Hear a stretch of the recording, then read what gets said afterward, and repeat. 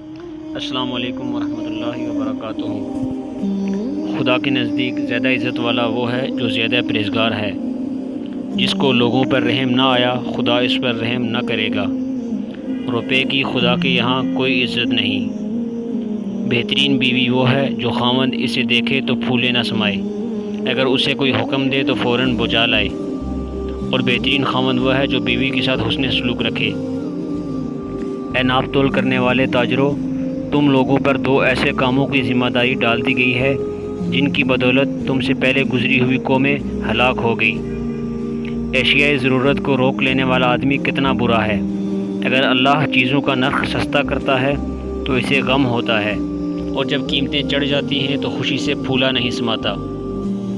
بعض لوگ ایسے ہیں کہ 60 سال تک اللہ تعالیٰ کی عبادت و اطاعت میں لگے رہتے ہیں، لیکن مرنے کا وقت آتا ہے تو وصیت کے ذریعے وارثوں کو نقصان پہنچا دیتے ہیں، چنانچہ وہ جہنم کے سزاوار ہوتے ہیں۔